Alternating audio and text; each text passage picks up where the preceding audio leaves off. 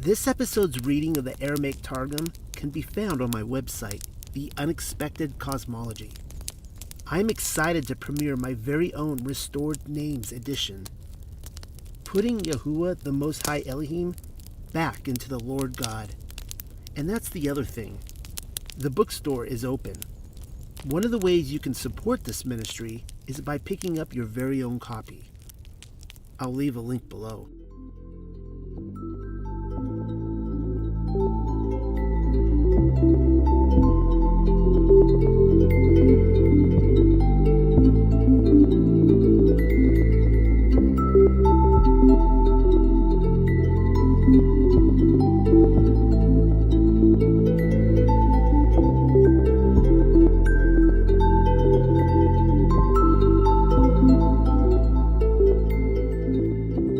Shabbat Shalom, everyone, for the second time tonight. This is the Diaspora of Yasharel. As you guys know, we are a Torah pursuant community who also holds Messiah as, Yahushua HaMashiach as our Messiah. And I always feel weird having to specify that because it's like, and we also hold Yahushua HaMashiach as our Messiah. Well, that should be a given. I should reverse that order. We believe Yahusha is our Messiah and that he called us to be obedient to the Father's commands, which is something we were just talking about in First Clement beforehand. But tonight we are moving on to the Genesis Targum, specifically chapter 2. We got 4 verses into chapter 2 last week, and we're not going to be moving into chapter 3 tonight.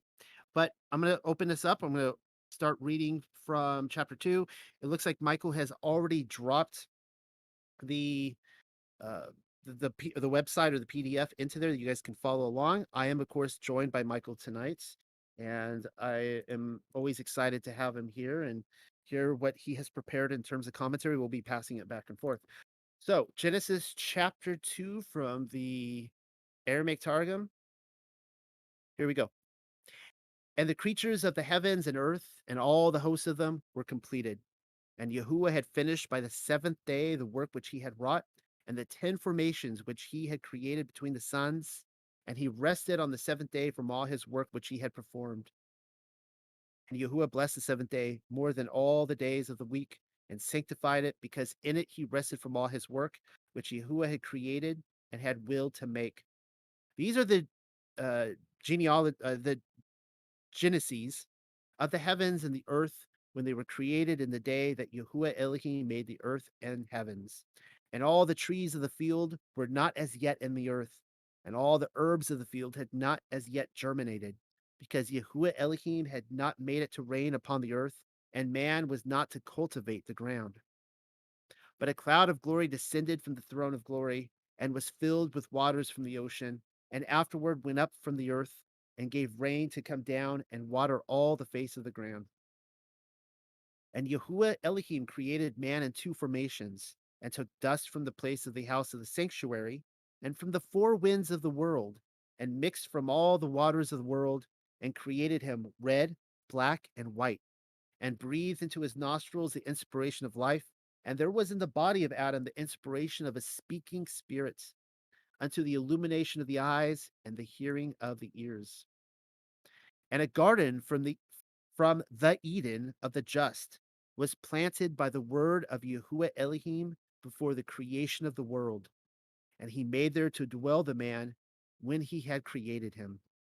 And Yahuwah Elohim made to grow from the ground every tree that was desirable to behold and good to eat, and the tree of life in the midst of the garden, whose height was a journey of 500 years, and the tree of whose fruit they who ate would distinguish between good and evil.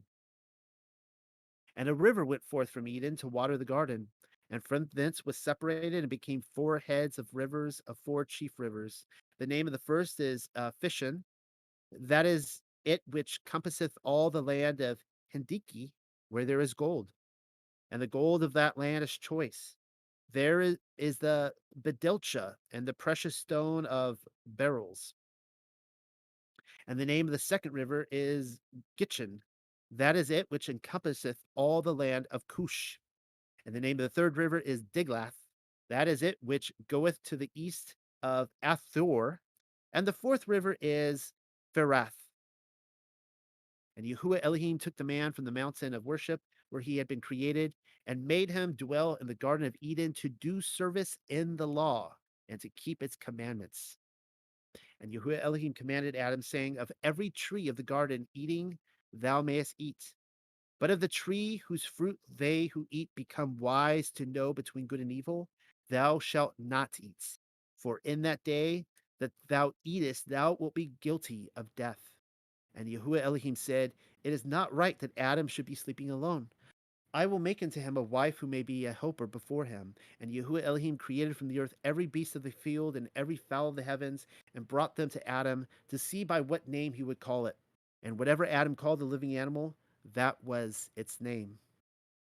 And Adam called the names of all cattle and all fowl of the heavens and all beasts of the field. But for Adam was not found as yet a helper before him. And Yahuwah Elohim threw a deep slumber upon Adam, and he slept. And he took one of his ribs, it was the 13th rib of his right side, and closed it up with flesh. And Yahuwah Elohim builded the rib which he had taken from Adam into a woman, and he brought her to Adam. And Adam said, "This time, and not again, is woman created from man. Thus, because she is created from me, she is bone of my bone and flesh of my flesh. This it is fit to call woman, because from man she was taken. Therefore, a man shall leave and be separate from the house of the bed of his father and of his mother, and shall associate with his wife, and both of them shall be one flesh. And both of them were wise, Adam and his wife, but they were not faithful or truthful in their glory." All right, that concludes the reading of Genesis chapter 2 from the Aramaic Targum. Handing it over to Michael for commentary. Mic check. Am I good? You're good. Perfect. Awesome. All right. Shabbat shalom, everyone. It's Genesis is so loaded. It really is. I know we were joking that we were struggling to come up with stuff in James because it's just so straightforward and simple. But Genesis is so deep, and I'm very glad that we're going through it slowly. But that being said, I have a lot of notes, just like I'm sure Noel does as well. So I'm going to start off on verse 6. So I'm going to read the KJV to start off there. It says, "But there went up a mist from the earth and watered the whole face of the ground." And then in the Targum, of course, Palestinian Targum is way different. So it says, "But a cloud of glory descended from the throne of glory and was filled with waters from the ocean, and afterward went up from the earth and gave rain to come down and water all the face of the ground." I'm going to make the case that this was wisdom again. Sirach 24:4 says, "I, wisdom, dwelt in high places, and my throne was in a pillar of a cloud." And then Wisdom of Solomon, I forgot the chapter, but it says, "Give me wisdom that sitteth by the throne, and reject me not among thy children. Send her out of the holy heavens and from the throne of thy glory, that being present she may labor with me, that I may know what is pleasing unto thee." So wisdom dwelt in high places. Her throne was in a pillar of cloud. And then it says that cloud sitteth by the throne. And then the Palestinian says, "A cloud of glory descended from the throne of glory and filled the waters with heaven." Some other passages that doesn't insinuate wisdom, but it talks about the pillar of the cloud. Exodus 13 says, "And the Lord went before them by day in a pillar of cloud to lead them the way." Nehemiah says, and Nehemiah 9 says, "And with a pillar of cloud you led them by day, and with a pillar of fire by night." And then Psalms 105 says, "He spread a cloud for a covering and fire to illuminate by night." So KJV just says a mist. If the Palestinian is correct, it's a cloud of glory. I think it might be wisdom if that's true. Number 7, I'm going to read the KJV as well. "And the Lord God, or Yahuwah, formed man of the dust of the ground. And he breathed into his nostrils the breath of life, and man became a living soul." Palestinians way different again. So, "And the Lord God, Yahuwah, created man in 2 formations and took dust from the place of the house of the sanctuary." That's interesting. "And from the 4 winds of the world, and mixed from all the waters of the world, and created him red, black, and white, and breathed into his nostrils the inspiration of life. And there was in the body of Adam the inspiration of a speaking spirit. unto the illumination of the eyes and the hearing of the ears. Way different than the KJV. Um, Cross reference Ezekiel 18. Behold, all souls are mine. The soul of the Father as well as the soul of the Son is mine. But the important part, the soul who sins will die. So he formed man out of the dust, breathed the life into him. A man became a living soul. It's kind of showing you the circle of life, and the reason why we need the Messiah. Okay, so I was going to lead off with this, but I thought this fit better around here since I explained it. And I'm sure Noel's going to talk about this because he's talked about this on plenty of a Thursday show. But the difference the differences between the two creation accounts. He'll probably go into way more detail. I want to do a high summary. So Genesis 1, and I know Josh is big on this too, so maybe he can comment later. In Genesis 1, other animals are created before humans, while in Genesis 2, humans are created before animals. Um, Genesis 2, 8, 9, and then also next chapter in Genesis 3, we'll get to that next time. They both have trees in the midst of the garden, whereas way down in chapter 3, 22, again, we'll get to this next time, but I'm just making the case of the two creation accounts, gives the possibility that both trees were planted on the east side of the garden where Adam was originally placed. Um, Again, man in the last chapter is last in chapter 1, but first in chapter 2. There's different names for God. Elohim in chapter 1, Yahweh Elohim in chapter 2. The style, terminology, and perspective are different. Genesis 2:3 is distinct unit from Genesis 1. What do you guys think about that? Some more on that. So, in the first, Adam and Eve are not named. Yeah, God created humankind in God's image and instructed them to multiply and to be stewards over everything else that God had made. In the second narrative, chapter 2, God fashions Adam from the dust and places him in the garden. Adam is told that he can eat freely of all the trees in the garden, except for the tree of knowledge of good and evil. Subsequently, Eve is created from one of Adam's ribs to be his companion. I'll talk way more about that. They are innocent and unembarrassed about their nakedness. So now, what does rabbinic say? So this I don't agree with, but I wanted to bring this up. They say, the two distinct accounts. So one kind of takes the seminary route, says the first account says male and female created he them, implying simultaneous creation, whereas the second account states that God created Eve subsequent to the creation of Adam. So the Midrash Rabbah, they reconcile this by stating that Genesis 1, male and female he created him, indicates that God originally created Adam as a hermaphrodite, bodily and spiritually both male and female, before creating the separate beings of Adam and Eve. Not sure I agree with that. I know a blessed man agrees with that. Maybe he can speak up later. Other rabbis suggested, and I know other people have talked about this, other rabbis suggested that Eve and the woman of the first account were two separate individuals. First being Lilith, a figure elsewhere in Isaiah described as a night demon. I don't know if I agree with that either, but throwing it out there. What do you guys think of this? Two separate creation accounts, different perspectives of the same account? What say you? I'm sure we'll have a lively discussion about that. So, okay, so I thought this was a cool word study. This is my last part, but it's long. So the Hebrew word, so I'm going to talk about Adamah versus Adam. So the Hebrew word Adamah means land or ground or soil. It's related to the word Adam, which means man or mankind. So of course, Adam is also used as the proper name of the first man, capital A, Adam. So land, ground, or soil, first man. We came from the soil, right? So most scholars believe that the words Adamah, Adam, and Edom, interesting, stem from a root word with the basic meaning of red. So the word Adamah could then be more literally translated red ground. And the name of Adam could be said to mean red man or man from the red dirt. So not only is Adam formed from Adamah and named after Adamah, but he is now assigned, and we'll get to this, with working the Adamah and cultivating the plants that come from it. That's pretty remarkable. So again, it ties into this, but I don't mean to get ahead in chapter 3, but it still ties to this. We can always talk about that next time. But after Adam sins, hopefully I'm not spoiling it with anybody, but eating from the tree of knowledge, Yah issues a curse. So If you recall, the curse is directed not at Adam, but at Adamah, the ground. So, cursed be the ground because of you. By your toil shall you eat of it all the days of your life. Thorns and thistles shall it sprout for you, but your food shall be grasses of the field. By the sweat of your brow shall you get bread to eat until you return to the ground from which you were taken. For dust you are, and dust you shall return. So, what we're witnessing here is a dual curse.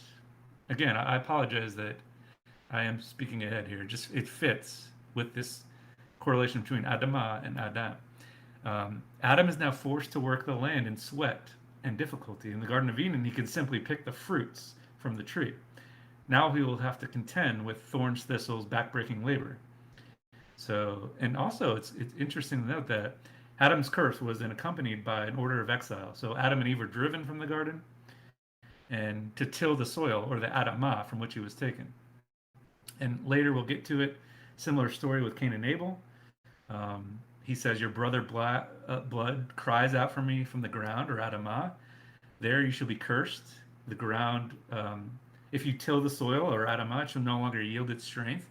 And it says you should become a ceaseless wanderer on the earth. So the same punishment. So difficulty of agricultural labor. He's exiled, not being allowed to stay in the place one was in. And in Cain's case, he has an inability to remain in any place for a reasonable time. And finally, in the same context, the Shema. Everybody knows the beginning of the Shema. The second part, if you follow the commands that I adjoin upon you this day, I will give you rain for your land in season. You shall gather in new grain, wine, and oil. Take care not to be lured away to serve other gods, and bow to them, for the Lord's anger will flare up, and there will be no rain, and the ground, or Adamah, will not yield its produce, and you will soon perish from the good land, or Adamah, that the Lord is assigning to you. So even in the land of Israel, the Adam-Adamah connection is alive and well. If we do not obey Yah, we are threatened with both difficult agricultural conditions and exile. A lot of talk also about, food shortages going on now because we're not obeying. Okay, so to wrap this up, so the study in Adam makes me also think about the fruits of the Spirit. So the fruits don't come easy, right? We have to work on that. We have to till our own soil on the ground. I know in my case, in my life, I had no fruits at the beginning, and then I gradually start receiving them. I start getting better with patience and love and kindness. It's a long process, but as Noel said in First Clement, and I also agree, once we're resurrected, it'll be written on our hearts, and we'll just do all the fruits naturally with no struggles. Kind of like Adam, right? He's just picking the fruit; he doesn't have to till it. It's amazing. And then furthermore, in the Torah, in the seventh year, we are told to give the land a break. Everybody knows this one. Leviticus 25. It says, "But in the seventh year, there should be a Sabbath of complete rest for the land, a Sabbath to the Lord. You are not to sow your field or prune your vineyard." So it kind of reminds me, it's a foreshadowing. Sabbath, seventh day of the week, we rest, millennial reign rest. We work the 6 days. Is this also foreshadowing us living back in the garden, where we don't have to work. We don't till the ground in the seventh year, and we're just supposed to eat of it, whatever falls, right? We're not tilling it. I wonder if that's another foreshadow of the garden. Okay, finally, last little sentence, paragraph here. So, totally different than Adam. In Genesis 1, the characteristic of the word for Yah's activity is bara. We talked about this last week, where he created. But in Genesis 2, he uses the word yetzar, meaning fashioned. So when he created Adam, he fashioned him. So that word, in context, is somewhat similar to a potter fashioning a pot from a clay. So Yah breathes his own breath into the clay and it becomes a nefesh, a word meaning life, vitality, living personality. He shares the nefesh with all creatures, but the text describes this life-giving apayah only in relation to man. So I'll just finish with a cross-reference, Jeremiah 18, the word which came to Jeremiah from the Lord, saying, "Arise and go down to the potter's house, and there I will announce my words to you." Then I went down to the potter's house, and there he was, making something on the wheel. But the vessel that he was making of clay was spoiled in the hand of the potter. So he remade it into another vessel, and it was pleased the potter to make it. I thought this was cool. Is this signaling a possible two creation accounts where in the first, he made man and woman. But then in the second one, he fashioned them in a potter of a clay, Adam and Eve. I thought that was cool, that it seems it was different. Genesis 1, he barad them. Genesis 2, he fashioned them, powder clay. That's all I got for the first part. I have a long second part, and I sure Noel does too, but I'll pass it off to him. Contradictions. Rome is trying to control your mind on paper. Get out now while there's still time. LOL. The Bible supposedly begins that way, doesn't it? With one big, fat, juicy contradiction. Not really, but let's just go with the flow. You may have noticed it for yourself. Actually, Michael talked about it, so no thunder or lightning, no thunder stolen there. There are seemingly two different versions of the same creation account in Genesis. Are we looking at two different accounts or one account that contradicts each other? The scholars will tell you, the the really sassy scholars, that there were multiple Hebrew creation accounts, and Moses couldn't decide which one. Or they'll tell you that Moses only wrote one, and that at some other point in history, probably after Babylon, they added the second one in there. Uh, so we will dub this the two creation contradiction. Again, we're just going with the flow for the moment here. The first creation account can be found in chapter 1, as you guys know. The second creation account immediately follows what we just read in chapter 2. Compare the two, and nothing lines up quite right. Uh-oh. Sounds like the editor couldn't quite decide which Hebrew narrative he should go with, as the scholars will tell us, seeing as how there are two creation accounts, but not really. That's what we're often told, though. Well, what I love about the Aramaic Targum is that it clears all that up and then some. It reads very different than the Masoretic, obviously. If you guys are lining up side by side, flipping through your King James frantically and seeing why it speaks differently, the Aramaic Targum just clears things up. I'll cover some of that tonight. But before doing so, let's simmer in the tension of contradictions a little bit longer. The account in Genesis chapter 1 offers 6 days of creation. Michael went over some of this. Whereas the second account has depleted its budget and provides us with little to nothing as days go. That's not good. Now follow along with the events of the creation week. Elohim creates light, day 1. The second day is wholly devoted to the hammering out of the firmament. Water is separated. Dry land appears. Evening and morning. Days 1 and 3 are complete. Then he brings forth plants, followed by the sun and the moon and the luminaries of the heavens, which is impressive, considering that herbage grew before the sun arrived. He then fills the seas and the sky with life. Next, the land animals, and finally, men and women, or man and woman, I would say plural, arrive at the same time. Days 4 through 6 are complete. On the seventh day, Elohim rest. End of the creation week, or is it? Because then we get to chapter 2 and it starts all over again.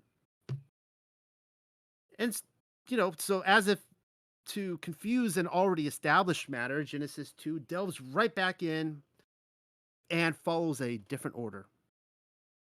Elohim here identified as Yahuwah. Now, in the Aramaic Targum, I would argue that he is identified in chapter 1, but in the Hebrew Masoretic, chapter 1, he's just Elohim. We don't know if this is the Demiurge or not. We don't know who this is. All of a sudden, Yahuwah shows up in chapter 2 at the second creation account. He's never mentioned in the first. Just to point that out. I think that's interesting.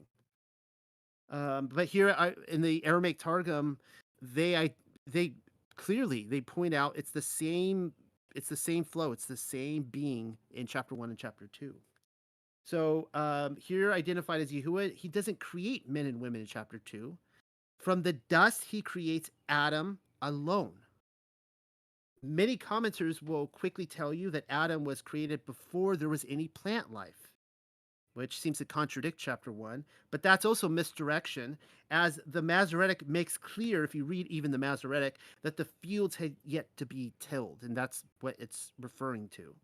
Still, there is yet one more noted diversion ahead, as Yahuwah personally plants a garden and places the man there to work it.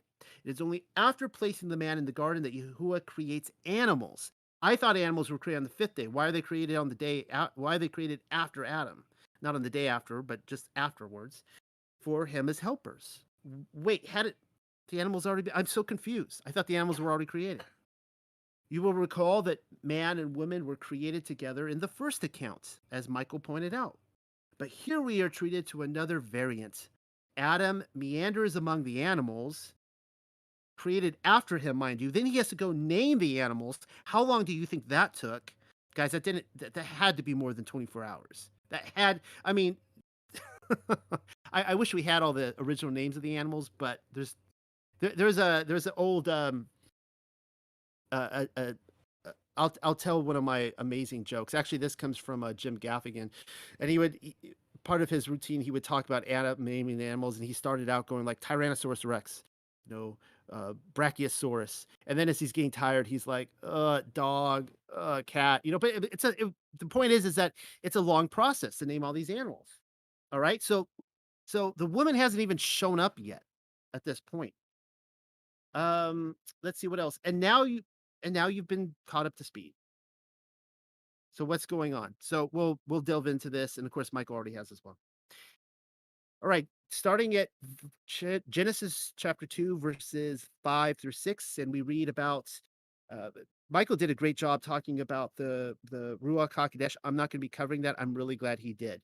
Anytime I see anything where I'm like, I think that's the Ruach Hakodesh. I hope he covers it, and he usually does. All right, so this is what I found on this idea of the cloud of glory descending from the throne of glory. The first comes from Third Baruch. I know I quote from this a lot, but it's one of those books that very few people have read, and it's phenomenal. And Baruch is in I think he's in the fifth heaven here. I could be wrong. Oh, the fourth heaven. He's in the fourth heaven, and this is what he saw. And I saw a monotonous plain, and in the middle of it, a pool of water. And there were in it multitudes of birds of all kinds, but not like those here on earth. But I saw a crane as great oxen, so a very big crane, and all the birds were great beyond those in the world. And I asked the angel, "What is this plain? And what is the pool? And what are the multitudes of birds around it?" And the angel said, "Listen, Baruch." So pay attention to what he says here. He says, "Listen. The plain which contains in it the pool and other wonders is the place where the souls of the righteous come when they hold converse, living together in choirs. But the water is that which the clouds receive and rain upon the earth, and the fruits increase." And I said again to the angel of Yahuwah, "But what are these birds?" And he said to me, "They are those which continually sing praise to Yahuwah." That's a stunningly beautiful picture right there. And I'll explain why in a second. And I said, "Adonai, and how do men say that the water which descends in rain is from the sea?" And he telling you about the rain cycle there, which is kind of interesting. So apparently back then they believed that the rain came from the sea, and which it does. It's part of the process. And the angel said, "The water which descends in rain, this also is from the sea." So he's saying that's true. What you've heard is true. um, and from the waters upon the earth. So they come from the waters of the earth and sea. But that which stimulates the fruits is from the later source. Know therefore, he's talking about the water in the heaven. Know therefore henceforth that from this source is what is called the dew of heaven. So he's referring back to Genesis. The dew of heaven comes from this source. Now, one of the questions I had here is what does he mean when he says the souls of the righteous come when they sing praises to Yahuwah? Is he saying that we literally physically are up there in heaven? And I would say no.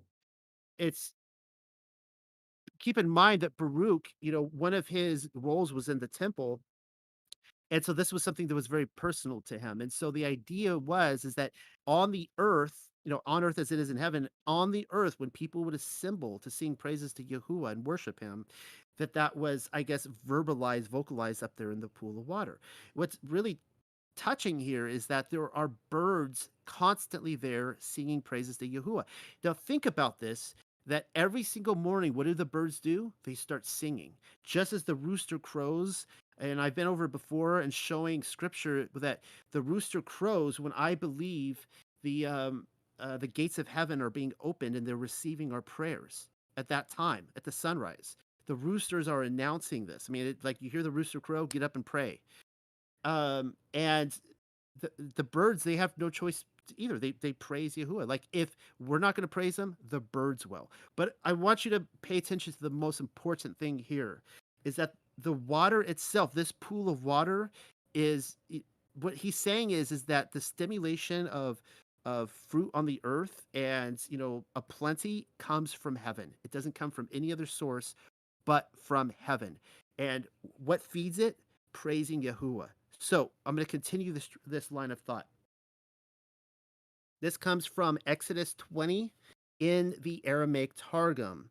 Now, if we go through this series, it's going to be a long time before we get to Exodus 20 again, so we'll all forget about this passage and it'll be fresh when we get there, I'm sure. But this is what it's talking about, feeding the earth. And of course, this is the Ten Commandments. Sons of Yasharel, my people, ye shall not be thieves, nor companions, nor partakers with thieves. There shall not be seen in the congregations of Yasharel a thievish people.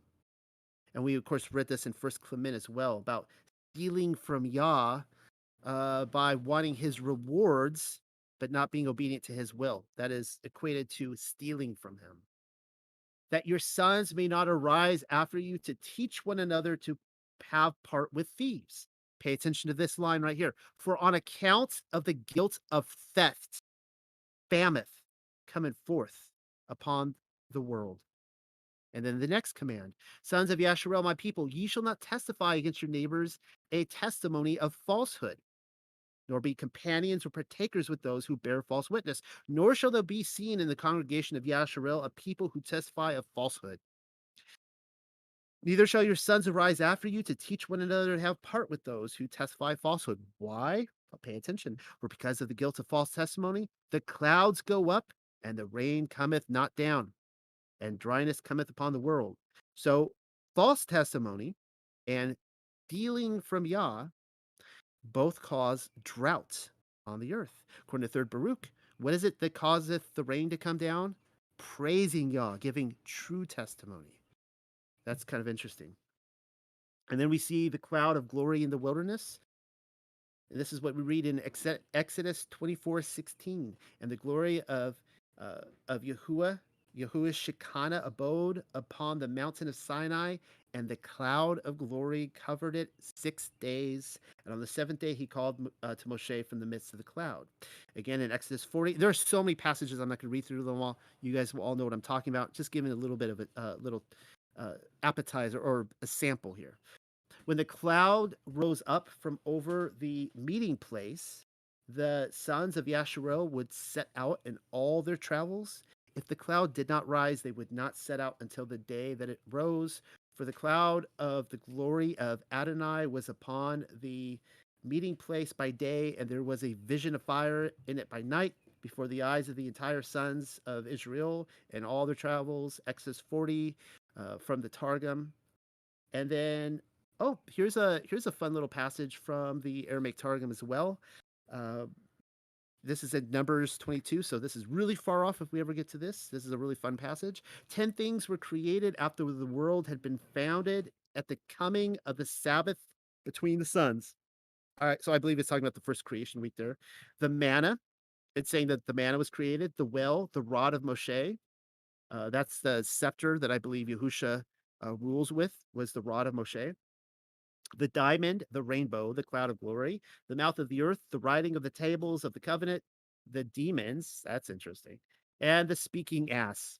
And in that hour, the word of Yahuwah opened her mouth and lifted her to speak, and she said to Balaam, and then starts talking. So the donkey is speaking to Balaam. This passage, Numbers 22, 26 through 28. But anyways, the cloud of glory was there that creation week, which we have seen in this passage. Just cross-referencing. Now, Genesis 22, 3 through 4 says this. Um, and Abraham rose up in the morning and saddled his ass and took two young men with him, Eliezer and Ishmael, and Isaac his son, and cut the small wood and the figs and the palm, which are provided for the whole burnt offering, and arose and went to the land which Yahuwah had told them. Obviously, this is the sacrifice of Yitzchak. On the third day, Abraham lifted up his eyes and beheld the cloud of glory fuming on the mount, and it was discerned by him afar off. Now, the one thing I wish I had done, I was frantically trying to find it while Michael was speaking, because I can't believe I overlooked this. But in the book of Jasher, it talks about leading up to the flood that there was a great drought on the whole earth. Why? Because of the wickedness. And so even in the book of Jasher, it's identifying that because of the wickedness, like Yah is sending them a lack of rain before he sends them a lot of rain. And he was hoping by sending them very little rain that they would repent. But because of that, they saw the lack of rain and they thought he will never flood the world, and they didn't repent and so on and so forth. But you see that connection with, the lack of righteousness on the earth creates the droughts and so on that we see. All right, moving on to chapter 2, verse 7. I'm trying to catch up to Michael here. So here is what we read.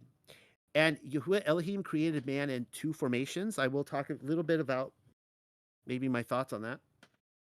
And took dust from the place of the house of the sanctuary and from the four winds of the world, and mixed from all the waters of the world, and created him red, black, and white, and breathed into his nostrils the inspiration of life. And there was in the body of Adam the inspiration of a speaking spirit, and the illumination of the eyes, and the hearing of the ears.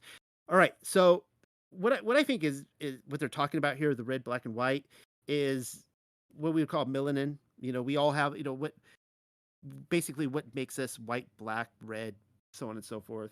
That he had it all. I do agree with Michael's interpretation of red with Adam. I think that's spot on. And I also never thought of Lilith in this context. That was the first I ever thought about that when Michael brought that up, and I was like, "Wait a second here. The two formations. What if that is? I don't know. I mean, if you read Legend of the Jews, it's all about Lilith. I mean, Lilith was like on the scene early on, bad news. And keep in mind, um, I don't, I Jasher. I'm gonna have to no Jubilees. I'm gonna have to look back at this again. Jubilees stresses that Eve came a lot later on down the road. She wasn't there the creation week. My personal view is that these two formations are two types of people. All right. So, and this gets back into the two creation contradiction. Uh, on the sixth day, and it's okay if people disagree with me on this. This isn't like, you're out of the group. It's just, I've changed my opinion on this, and this is where I'm at. That he literally created people on the sixth day. I don't know how many, maybe 100, maybe a million, maybe a billion. I don't know. He created people. I think that I think that they were different from the Adamites. I think that this, or what we even call the Sethites and also the Canaanites, and this explains a lot of the things we see with like I love talking about the hobbits, the little people. It explains them. It explains the perhaps the Neanderthals. Even though you talk to like a young earth Christians, they're like, no, Neanderthals are just Cro-Magnon. They're the same. I don't know. I'm not a scientist. I don't know. I don't know why they say they're different. But they talk about how they were very different. So I think that there's a very real possibility that there was people on the earth, and that Adam was created specially to be a priest over them. What was he a priest over if there were no people? What was his function? He was a priest over people. And I'm going to make more of that case in a future chapter, referring to Ezekiel and how Lucifer was once in his position, and it seems he lost it, and then Adam was created.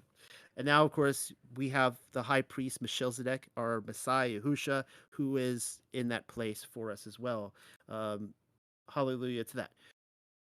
So again, it may be referring to Adam and Hava as well, but I think that's what it means with the two formations. Now, also, what's interesting here is that it says, and he took the dust from the place of the house of the sanctuary. All right, what is that a reference to? It's a reference to Mount Zion. So this is also what we're going to see in a few verses. What's also called the mountain of worship. And I love the fact that the Aramaic Targum says the mountain of worship, because that lines up with all Adamic literature. Where did Adam go after he was kicked out of Eden? He was taken to the mountain of worship, which is Mount Zion. I'll talk about that more later tonight. Let's see, what else can I cover? I think I'm caught up to Michael. So back to you, Michael. All right. Yes. Um, so yeah, I'm going. This would have been my biggest part, but I think it is good that we keep talking about the same passage. I'm only going to talk about 8 and 9 now, but it's a lot. So, um, the Garden of Eden. So the KJV says, and Yahuwah planted a garden eastward in Eden, and there he put the man whom he had formed. So some stuff I found on Eden. The root word for Eden comes from the word fertility. So it comes from a root meaning fertility. That makes perfect sense to me. So also, it is grammatically incorrect to translate Gan Beden as Garden of Eden, but the garden in Eden. So I know a lot of people have said that as well. So it's the garden within Eden. Um, a couple other cross references about Eden in the Bible. So Isaiah 51:3 says, indeed, Yahuwah will comfort Zion. He will comfort all her waste places. And in her wilderness, he will make like Eden, and her desert like the garden of the Lord. Joy and gladness will be found in her. And then also Ezekiel 36 says, thus says Yahuwah, on the day that I cleanse you from all your iniquities, I will cause the cities to be inhabited, and the waste places will be rebuilt. The desolate land will be cultivated, instead of being a desolation in the sight of everyone who passes by. They will say, this desolate land has become like the Garden of Eden, and the waste, desolate, and ruined cities are fortified and inhabited. So what are we learning here? It's wasteland, it's dryness, it's drought. He once he refreshes it and makes everything new, it will be like the Garden of Eden. The fertility, the two trees, the fullness, beautiful thing. Um, a little bit off topic, but the cave of Machpelah in the West Bank city of Hebron is the burial place of the matriarchs and the patriarchs. So Adam, Isaac, Jacob, Sarah, Rebecca, Leah. But according to some tradition, it's also the entrance to the Garden of Eden where Adam and Eve were buried. I'm not saying that's true, but that's what I found also in the Garden of Eden. Um, the Babylonians called the lush green land from which the water flowed Idunah, so similar to Eden, Edunu. Okay, so now for my big part on 8 and 9. Paradise in the New Testament and the Garden of Eden, is it the same thing? I initially going into this thought it was. I'm not so sure. I think they're in the same location. I just think they're separate. But I'm still studying it out. So 3857 paradisios, Greek. Definition: a park, a garden, a paradise. It's used three times. Luke 23, the man on the cross. And he said, Yeshua, remember me when you come into your kingdom. Yeshua said to him, Amen. I tell you, today you shall be with me in paradise. Everybody knows that one. Paul verse time. 2 Corinthians 12. I know such a man, whether in the body or outside the body. I don't know, Yah knows. He was caught up into paradise and heard words too sacred to tell, which a human is not permitted to utter. And then finally, and I totally forgot about this verse when we did a Revelation study, but Revelation 2, the church of Ephesus, starting on 7. He who has an ear, let him hear what the Spirit says to the churches.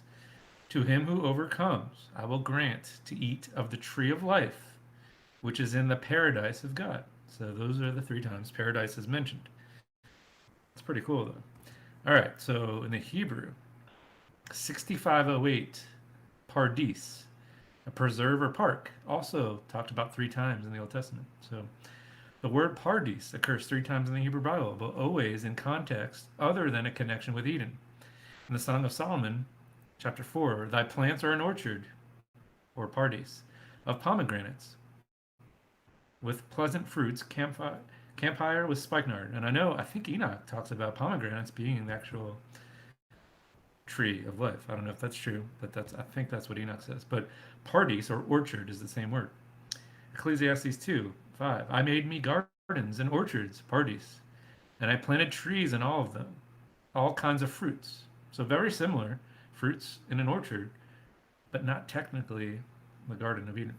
And in Nehemiah 2:8, and a letter unto Asaph, the keeper of the king's orchard, or Pardis, that he may give me timber to make beams for the gates of the palace, which he appertained to the house and for the wall of the city. So in these examples, Pardis clearly means orchard or park, but in the apocalyptic literature and the Talmud, paradise gains its associations with the Garden of Eden, also in the New Testament, as I talked about earlier. So, what do you guys think about this? Some other books on the Garden of Eden.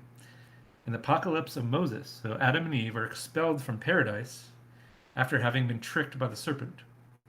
Later, after death of Adam, the archangel Michael carries the body of Adam to be buried in paradise, which is in the third heaven. Again, I'm quoting Legend of the Jews. I think Noel mentioned it during his commentary. Again, I'm not saying I believe this, but it's very interesting.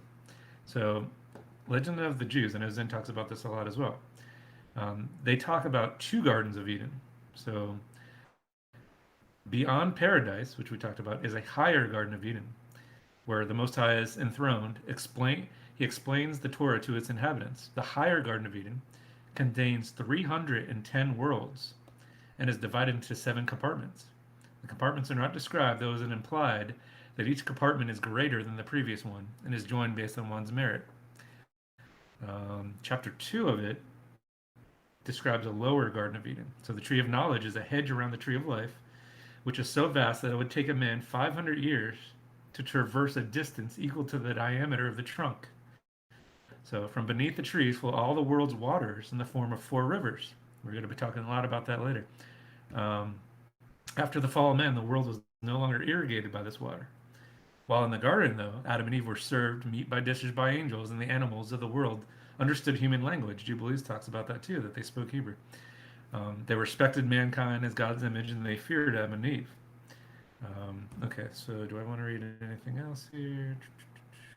Okay, so what do you guys think about this? Garden of Eden, paradise. What I'm thinking is they're both in the same location, but they're two separate things. What do you guys think? Um, One more, verse 9. I have a lot in the 4 rivers. We'll get to it next time. But verse 9. So, out of the ground in the KJV, out of the ground made the Lord God to grow every tree that is pleasant to the sight and good for food. The tree of life also in the midst of the garden, and the tree of knowledge of good and evil. So, in the Palestinian, way different, not worse. And Yahuwah made to grow from the ground every tree that was desirable to behold and good to eat, and the tree of life in the midst of the garden, whose height, tallness, his height, was a journey of 500 years. That's amazing. And the tree of whose fruit they ate would distinguish between good and evil. Wow, that's huge. So, the only thing I want to say in this is the word knowledge, so, tree of knowledge, refers to, at least in the Hebrew, dayaf, refers to technical knowledge, the kind of knowledge that one must be taught and learned. So, what do you guys think about that? Tree of life, midst of the garden, tree of knowledge, taught and learned. Didn't Enoch say, the fallen angels taught men a bunch of things? Is there a connection there? Again, like I said, I have a lot on the rivers, but I'll hand it off to Noel 8 and 9 I just did. So getting back to the two creation contradiction, when I look at the second chapter, I'm looking at Eden as a specific separate location from the earth. Now, maybe at some way it was connected to the earth. I'm not saying it wasn't. But the the creation of the animals afterwards would have been a special creation just in Eden. Now, here's everything that my conclusion on where Eden is in comparison to paradise. My entire life I was raised to say that the flood destroyed Eden. Well, that's a problem because Eden still exists. Now, the Greek has taken it out. This is what the Greek Revelation chapter 2, verse 7 says. He that hath an ear, let him hear what the Ruach saith unto the churches. To him that overcometh will I give to eat the tree of life, which is in the midst of the paradise of Elohim. Well, we went over this in our Hebrew Revelation study. Oh, if I can find it now, I just lost it.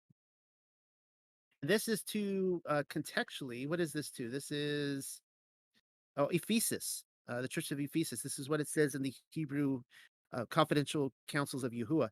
Whosoever has ears must hear what the Ruach says to the assembly. Whosoever overcomes will eat from the tree of life, which is in the Garden of Eden.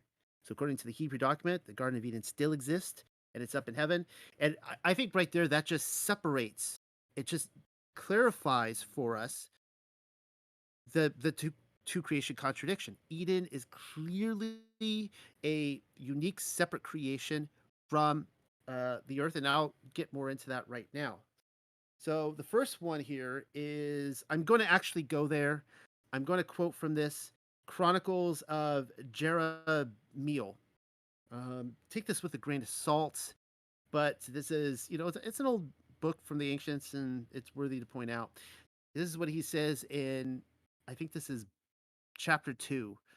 Seven things were created prior to the creation of the world: the law, repentance, the throne of glory, the Garden of Eden, Gehenna, the site of the temple, and the name of the Messiah. And for all these things, proof is to be found in scriptures. That's what he says. Here's another interesting one. So again, the Garden of Eden is, he would place this in paradise as well. Here, this is what we find in the Legend of the Jews, chapter 1, verse 1.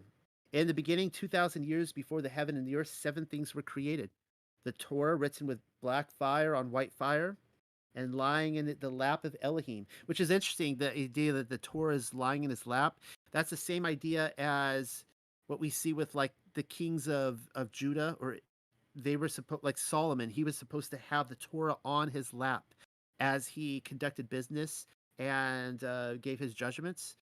David as well, and so we see that with Yahuwah. The divine throne created in the heavens, which later was over the heads of the Haot. Paradise on the right side of Elohim, Gehenna on the left side. That's interesting. The celestial sanctuary directly in front of Elohim, having a jewel on its altar given with the name of the Messiah. And so, oh, and a voice that cries aloud, "Return, ye children of men." So what he's describing here is that there is the throne of the Most High that faces the uh the sanctuary, the temple in heaven, which has the name of the Messiah on it, and on his right and on his left is paradise and Gehenna. Now, people would ask, well, why would he put Gehenna in there? That doesn't make any sense. Well, it actually makes a lot of sense. As I pointed out before, anytime a king is going to build a palace or a castle or whatever, he's going to put a dungeon in there because he knows people are going to rebel against him. You put this in and say, look, if you rebel against me, this is where you end up. This is your inheritance. Or you could have the inheritance on the right hand, which is paradise. All right. So moving on, getting back to, I'm going to go to verse 15. And Yahuwah Elohim took the man from the mountain of worship where he had been created and made him dwell in the Garden of Eden to do service in the law and keep its commandments. I absolutely love this verse. There's so much in this. First of all, we see that where he was taken was the mountain of worship. This is Mount Zion. Now, Michael did quote from, I think, the Revelation of Moshe, which is interesting because I think in that book it does say, it's a little confusing because it does say that Adam was buried in paradise, which is um, which actually goes against what the Book of Adam and others say, that he was buried in the mountain of worship. I kind of think it's a play on what we see here, the almost the dualism, the as above so below. Like he was buried in heaven, in paradise, and the earth simultaneously, as rather than Sheol. But anyways, the mountain of worship. All right, so this is where what we see is in most accounts is that when Adam died, he was buried in the cave of treasures there, which is at the base of the mountain of worship, which is also Mount Zion. And when Noah went on the ark, and oh man, I wish I had this passage in front of me. I don't think I do. Maybe I do, but let's see what I have. Noah was instructed to take his body. Oh yeah, this comes from the Book of Adam. You can look this up for yourself.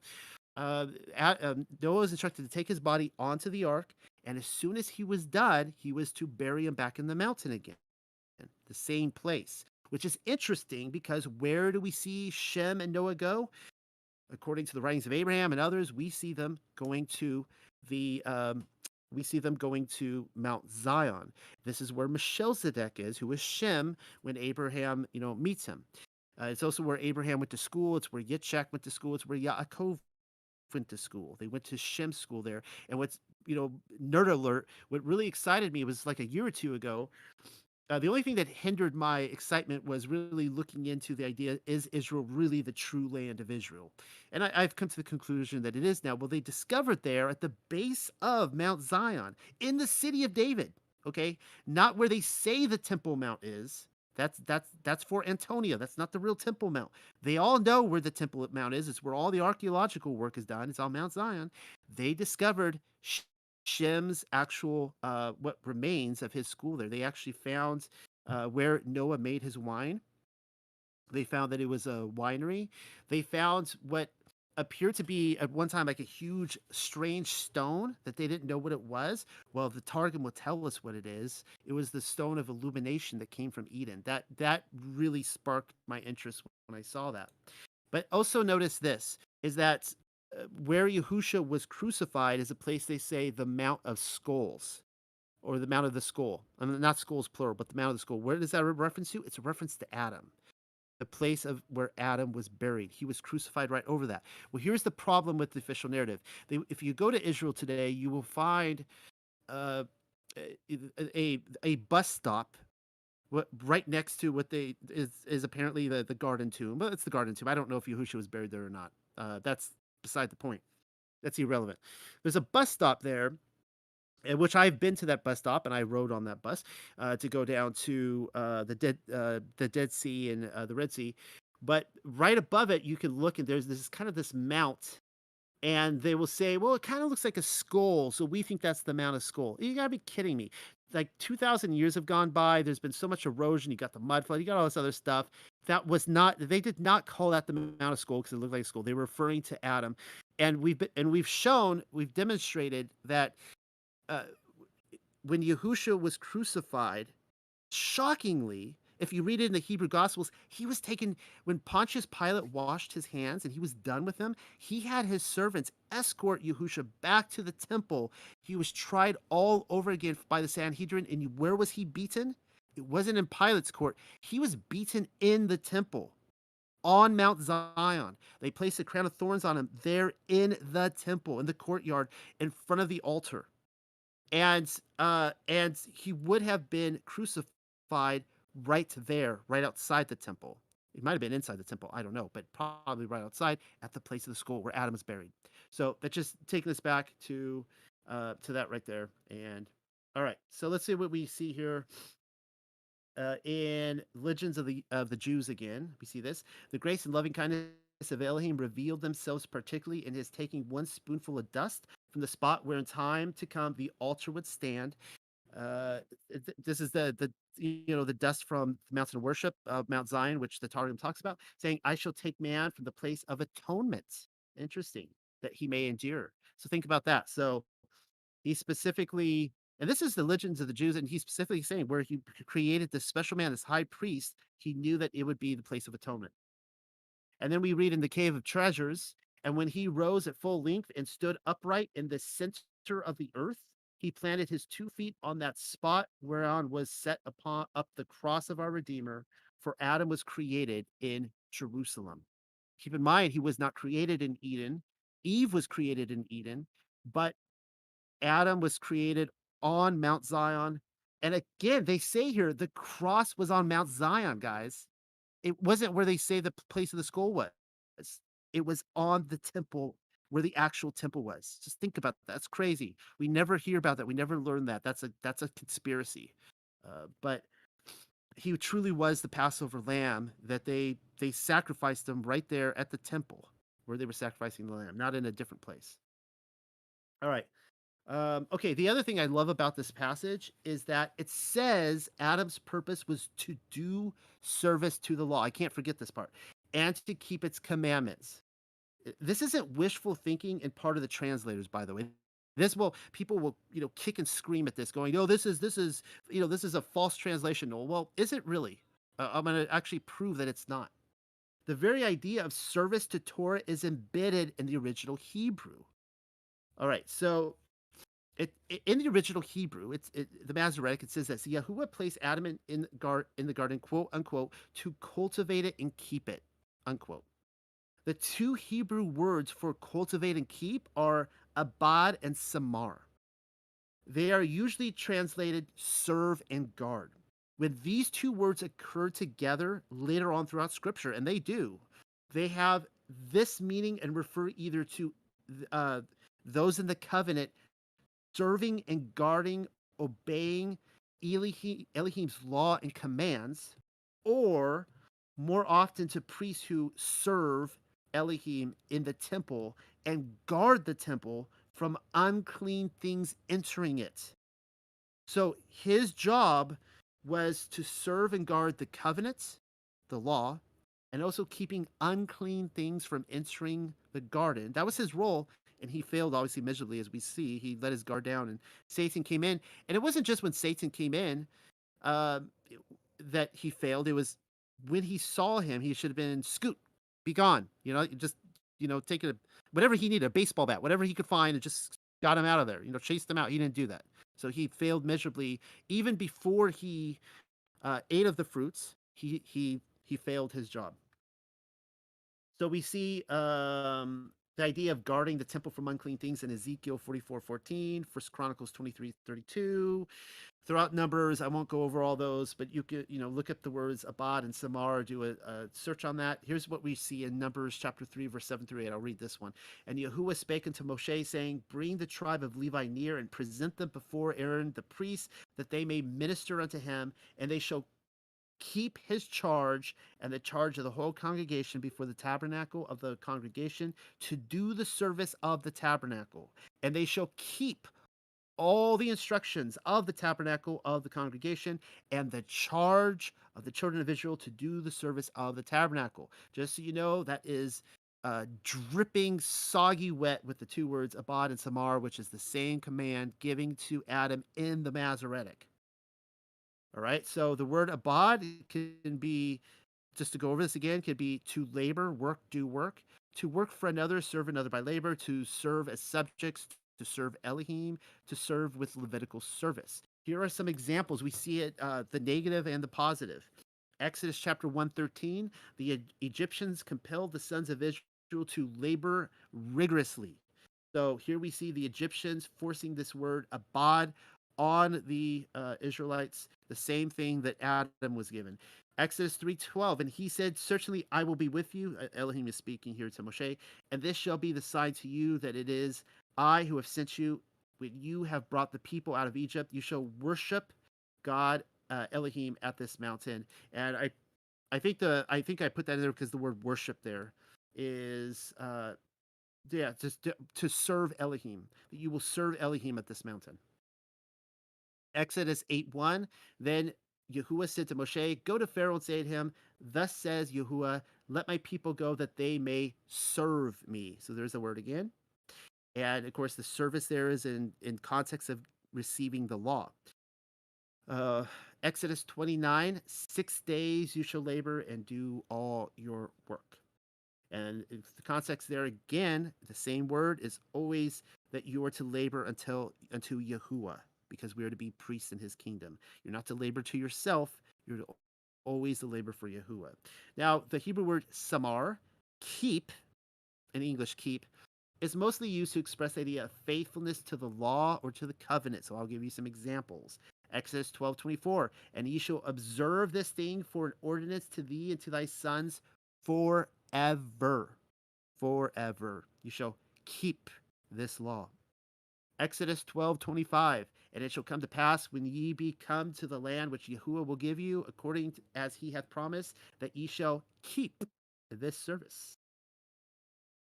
So again, as priests in the kingdom, they have the role of Adam. They are to be Adam and Eve's little creators, images, reflectors of the Creator in the Promised Land. Which again, we know that they failed at that too. Exodus 13:10, thou shalt therefore keep the ordinance in his season from year to year. This goes on and on. I have a whole pages. I don't need to read all these. Let's see if I have any good ones here. Leviticus 18:5, you shall therefore keep my statutes and my judgments, which if a man do, he shall live in them. I am Yahuwah. And one more for the same chapter, you shall therefore keep my statutes and my judgments, and shall not commit any of these abominations, neither any of you, neither any of your own nation, nor any stranger that sojourneth among you. I like that one because it's like we went over this in First Clement today that Clement didn't get the memo. He was under the impression that there was one set apart nation. It was Israel. You needed, it wasn't the Goyim. It was the 71st nation out of the 70, Israel. And here we see that It's not just being born into the nation, it's even those that the stranger that sojourneth among you, they are to keep it and guard it with their life as well if they want to be counted as set apart. And I think that's all on that commentary. Back to you, Michael.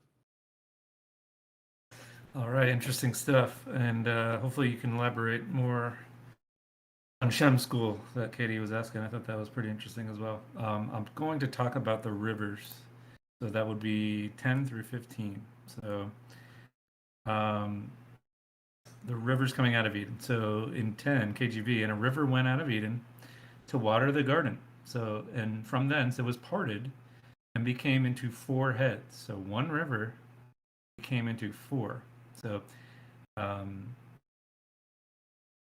I saw an article that said the four names may mean increased, bursting forth, rapid, and fruitfulness. And I'll speak more of that individually in a bit. So rivers flow downhill. So Eden is the original high place. I thought that was pretty cool. So the Hebrew word translated as river is Nahar. According to Brown, Driver, and Briggs, Nahar is a stream, river, or underground stream. It comes from the root verb Nahar, meaning to shine, beam, light, burn, be radiant, to flow, and stream. And my wife was the one who thought of this, and we're still trying to do a study. We just have no time. But four rivers coming out of Eden, four matriarchs of Israel, both producing life. Maybe you guys can help us with that study. Is there any correlation with that? Zechariah 14:8, and in that day living waters will flow out of Jerusalem, half of them towards the eastern sea and half towards the western sea. I don't know, maybe two on each side. There will be summer as well as winter. Living waters. Ezekiel 47:10, it will come about that fishermen will stand beside it, from En Gedi to En Galim. There will be a place for the spreading of nets. Their fish will be according to their kinds, like the fish of the great sea, very many. But its swamps and marshes will not become fresh.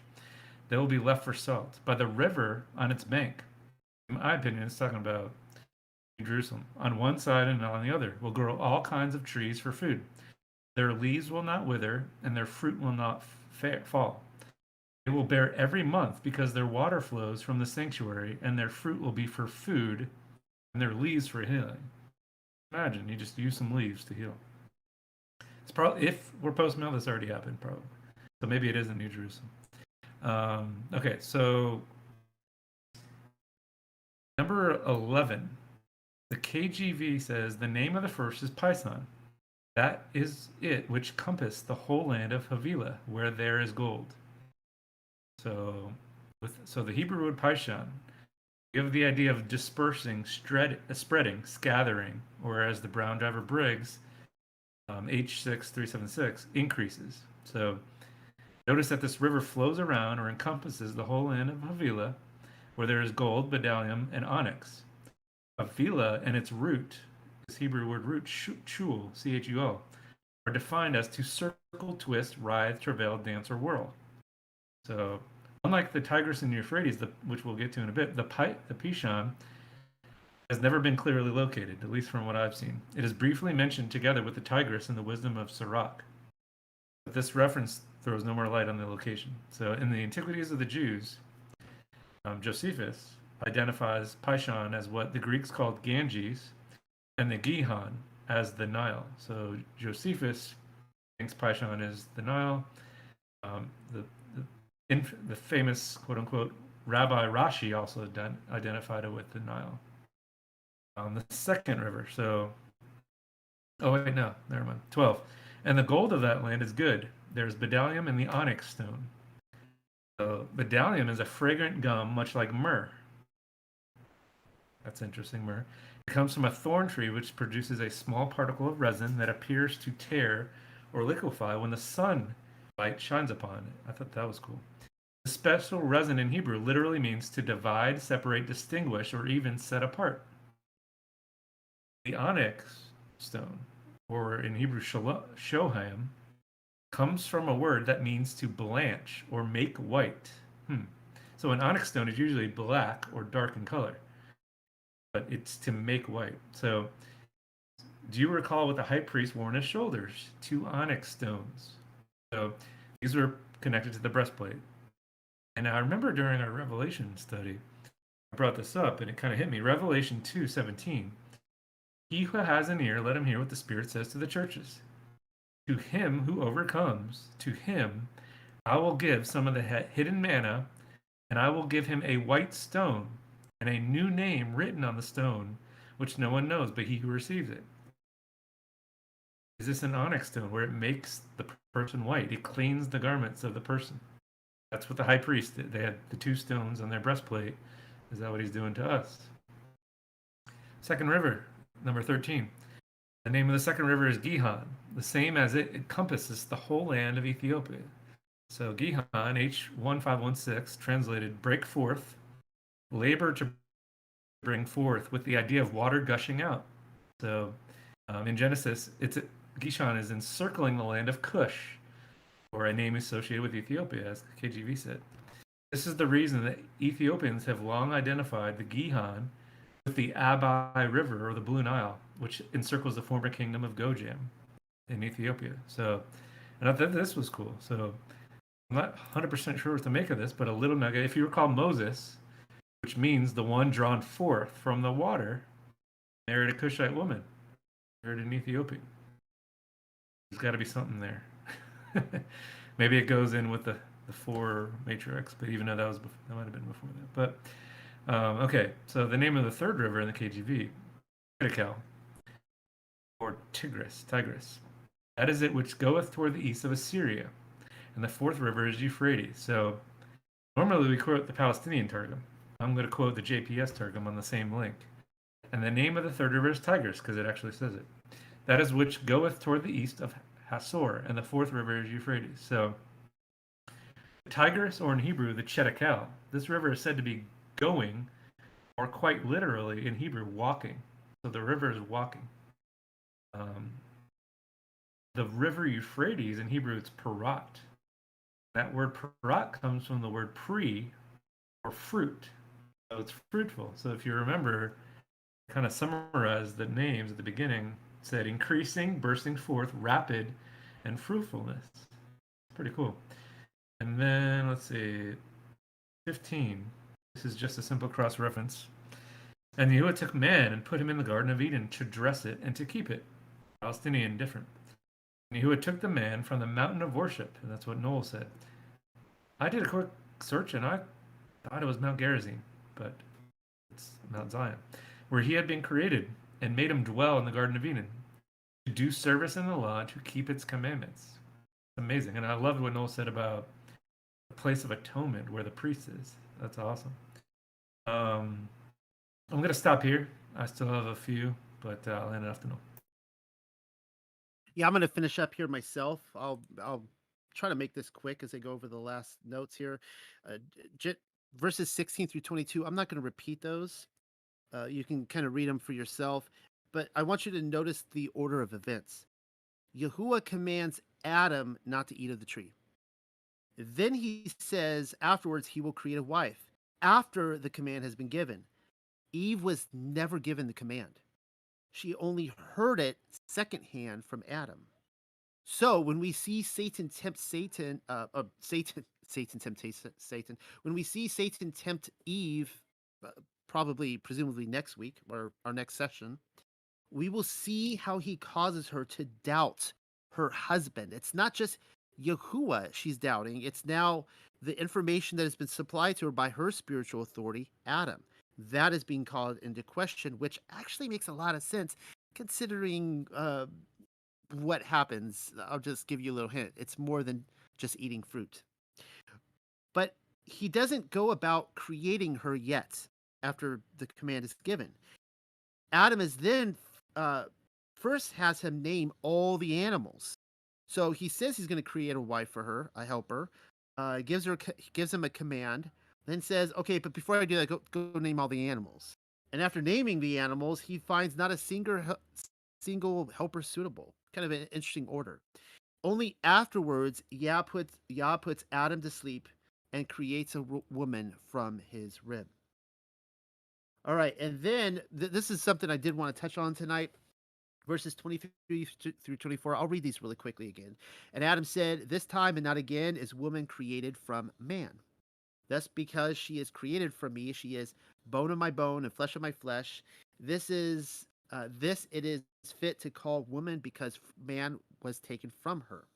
Therefore, a man shall leave and be separate from the house of the bed of his father and of his mother." I think that's really interesting there. The bed of.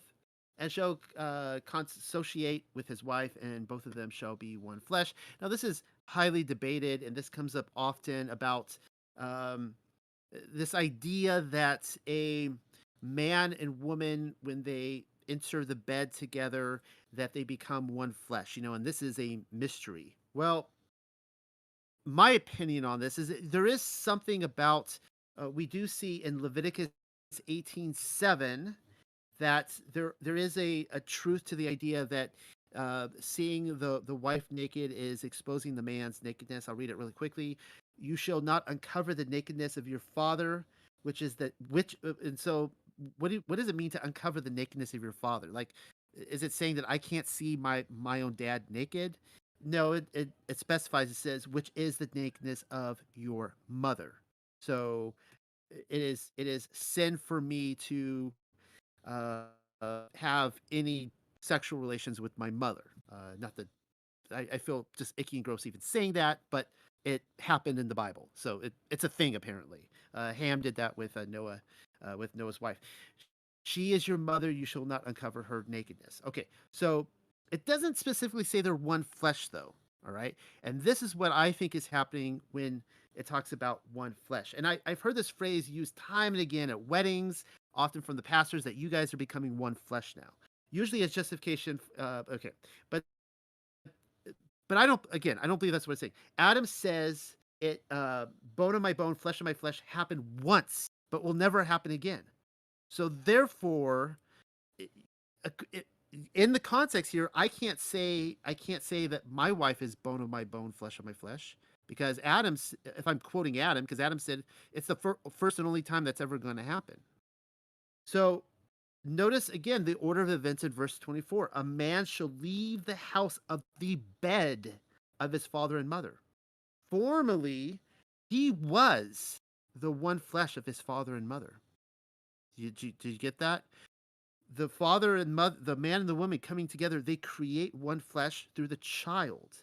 That child is the one flesh of his father and mother. He is to leave his father and mother, right? The one flesh is to part and take on a wife, and then they will become one flesh. We are seeing the next generation being born. The next child is, when I look at my children, my two sons, and I have another on the way, a son or a daughter, that is my wife and I becoming one flesh, because clearly they are a combination of my wife and myself. All right. And then one last thing to point out here in verse 25, the chapter ends and saying both of them were wise. I think that's really interesting, okay, because Satan's temptation, as we will see, is telling them that if you eat this, you will become wise. Well, that's a false wisdom because they were already wise at some point. And what is wisdom again? It comes from the Ruach HaKodesh. So Adam and his wife, they were already wise, but they were not faithful or truthful in their glory. And that's the key word there, glory, that they had glorified bodies. Okay, they're not typical men and women. And we'll get more into that next time, or I will show passages of Adam and Eve being in a glorified, glowing bodies, and they were stripped of that because they were not faithful to those bodies. And that's all I have. Michael, you finish it up. Yes, sir. I only have a little bit left, and then we'll open it up. Number 18, KGV says, "And the Lord God said, it is not good that the man should be alone. I will make him a helpmeet for him." Onkelos, Targum. So we've been reading Palestinian mostly. I've go to JPS. This is the Onkelos. "And the Lord God said, it is not right that Adam should be solitary. I will make for him a helper as for his sake, or as suited to him." Hebrew, kenegdo, as his counterpart. So that word kenegdo means alongside, opposite, a counterpart to him. And easier, I know Pam's done a lot of studies on easier, helper means active intervention on behalf of the other person. So also suitable for him. So where it says as for his sake or suited for him, is a compound word that can be translated as in front of him. The implication is that the helper is like the man, but also his opposite, like a mirror image. Interesting. And I remember, if you remember in our wisdom study, Wisdom of Solomon 7:26, for she wisdom is the brightness of the everlasting light, the unspotted mirror, like a wife, of the power of God, and the image of his goodness. Remember, we made the case, Holy Spirit in Luke, power of God, created the Holy Child. Same thing. She's the mirror of, just like Eve, the helper is the mirror. All right, so it seems like every study I'm trying to show, or at least I'm first of all I'm surprised, but I'm trying to show these church fathers that have these crazy views. So Tertullian told his female readers that you are the devil's gateway, and went on to explain that they were responsible for the death of Christ on account of your desert punishment for sin, that is death. Even the Son of God had to die. Um, in again timing history in 1486, Kramer and Sprengler used similar tracts in the Hammer of Witches to justify the persecution of witches. They were using Eve and Eve's, what they thought that she brought into the world as a persecution of witches. Okay, so we'll get to this after the story of the garden is complete. Next week, she receives the name Hawa or Eve. This means living in Hebrew from a root that can also mean snake. So, several early church fathers, including the Clement of Alexandria and Eusebius, interpreted the Hebrew Hava as not only the name of Eve, but in a form of female serpent. Again, not saying that's true. That's what these church fathers are saying. So we got to be careful on putting our theology on these church fathers. 20. So, and Adam gave names to all the cattle and to the fowl of the air, to every beast of the field. But for Adam there was not found a helpmeet for him. So I thought this was cool. This is the first occurrence of man without the definite article. So in every instance prior to this verse, we have only known as Adam as the man or Ha-Hadam. Now he is known by his name, Adam, while naming the animals. That's kind of cool. Seems like he's finally giving a name there. 21. KJV says, and the Lord God caused a deep sleep to fall upon Adam. And he slept and took one of his ribs and closed up the flesh instead thereof. Palestinian Targum. I think Noel read this one. And the Lord God threw a deep slumber upon Adam, and he slept and took one of his ribs. It was the 13th rib of the right side, and it closed up with one flesh. 13th, very interesting number.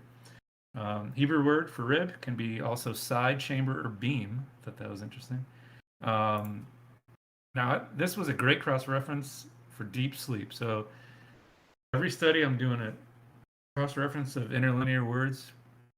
You notice I don't have much in Genesis, but this one I thought was very good.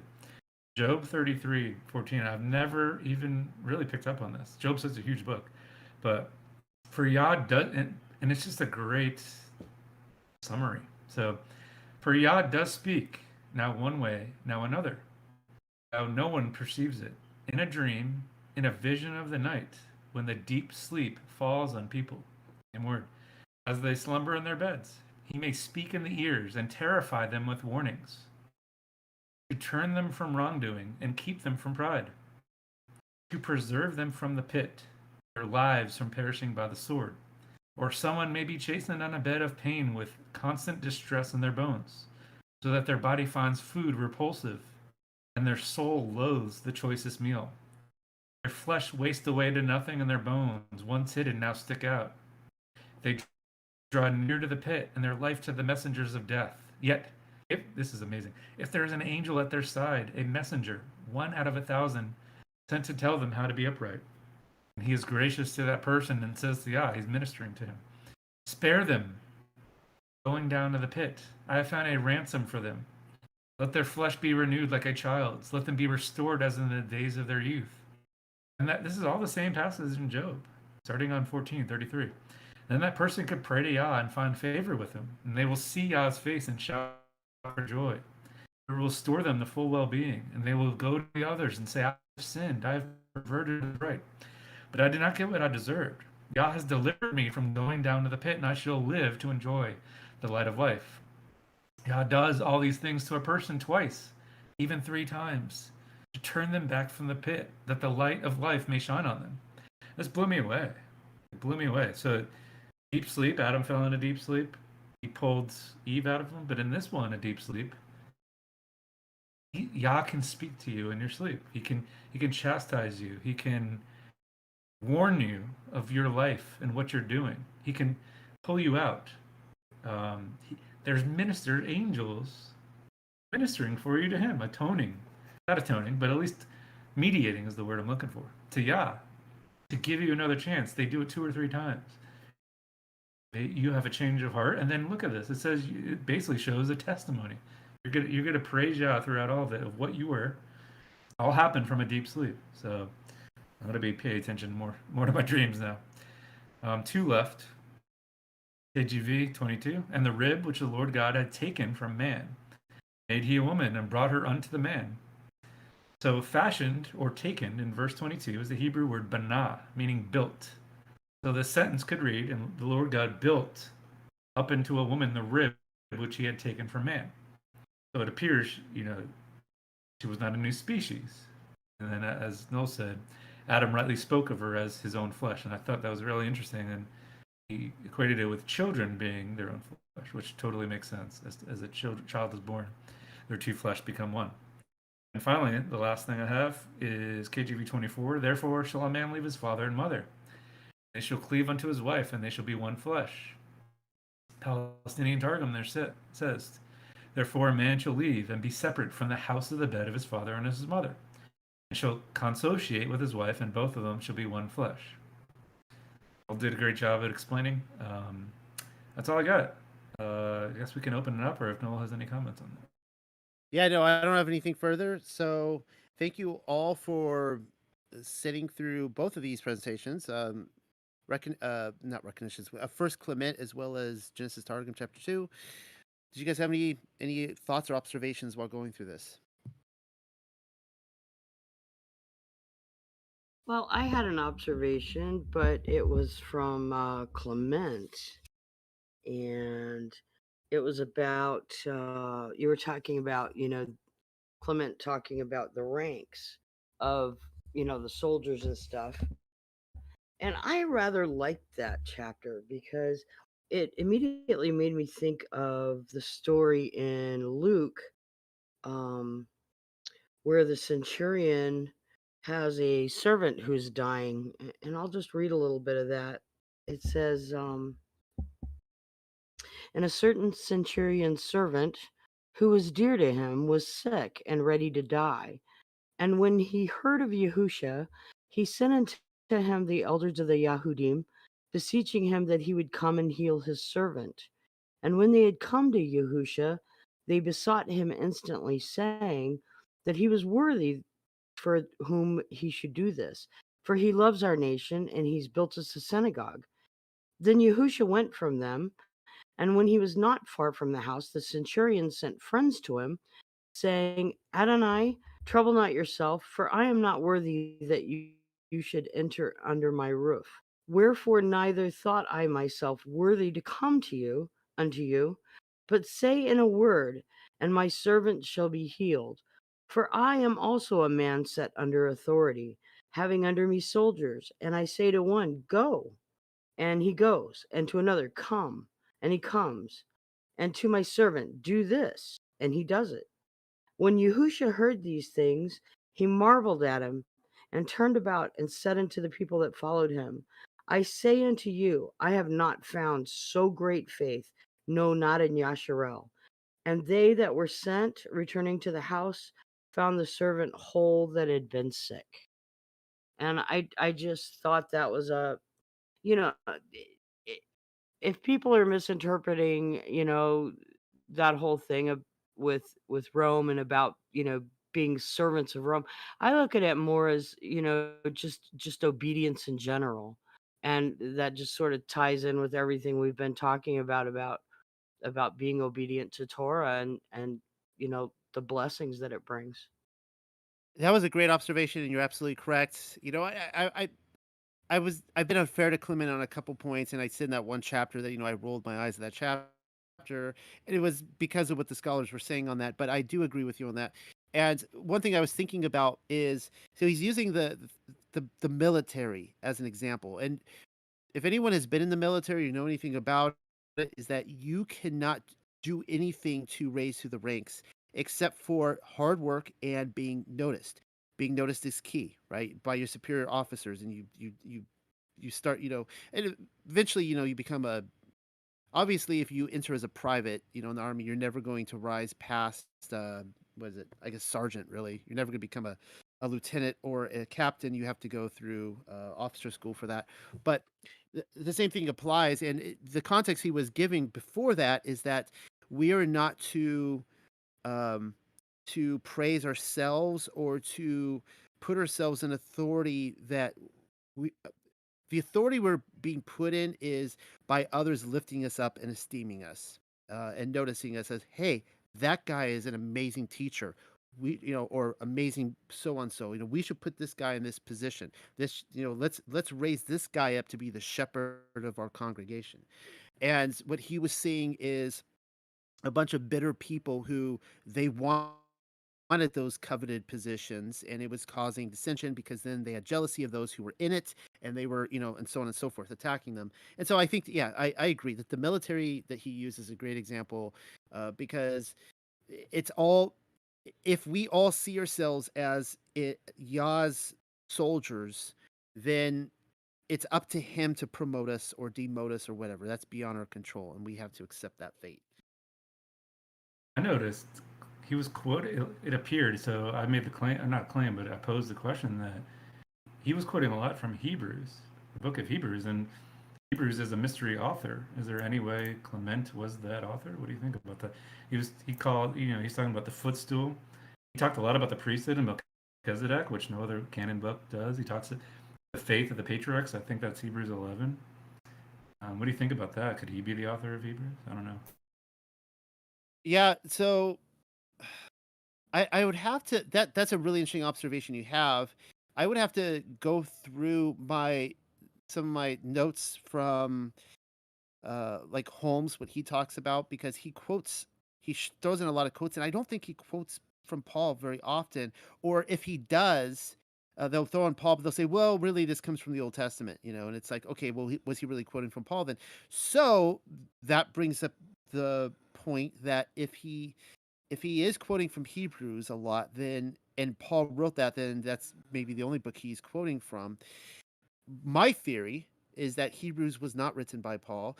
I don't always understand, because I read Hebrews and it feels so different to me than Paul's writings, even though clearly there are some people in the same circle. But when you read the book of Romans, when Paul wrote Romans, he hadn't even been to Rome yet. I think he was on his way to Spain, and he said he was going to stop by on his way to Spain. Eventually, he ended up in England of all places. But he's like, I'll stop by, and he talks about people there in that church. One of them specifically, well, forgot her name off it's on the tip of my tongue, her name, but she was actually Yahusha's financer in the Gospel of Luke. She financed his ministry, and she was already there. She had established that church. Also, Paul talks about in the letter to the Romans. He names a guy. What's his name? On the tip of my tongue. It's Peter's father-in-law. Peter's father-in-law was there, founded the Church of Rome. He never gets credit. We always think that Paul founded the Church of Rome. And so I'm saying all this is that yes, Clement was in Rome. He was the bishop of Rome, of that church. He was handed that over, I think, from Peter. So yeah, if Hebrews is an influence on him, that raises eyebrows in a good way. I really like that. The one thing that you guys brought up about the dual creations in Genesis is probably one of the most divisive subjects that you can ever bring up, especially in any Christian chat room. But I was lucky enough to be in the in-depth discussion that Rob Skiba and Zen Garcia had on that subject when they were studying Genesis. And I mean, undeniable. I mean, there are definitely two. You have a general population of people that were created, and then you have a special garden with special plants, special animals, special people. Everything about the Garden of Eden was totally different from the first creation, and people just totally deny that all the time. But it's very clear if you read it, because none of the dates match up. In the second creation, or the second book of Genesis, the dates and the days on which things were created are totally different than they are on the first, but people will still justify, no, it's just one creation and they're elaborating more in the second than the first. And it's just not true. It's not at all true. I had a question about what you said about Adam and Eve. Yeah, who are you directing that question to? I guess you know, I'm Uh-oh. not sure if I heard correctly, but I thought I had heard Adam say this time around the creation of Eve was bone of my bone and flesh of my flesh. Did I hear correctly? Because if that's true, it kind of sounds like there was another wife or whatever. Am I correct? Okay, so this is what he says in verses 23 through 24.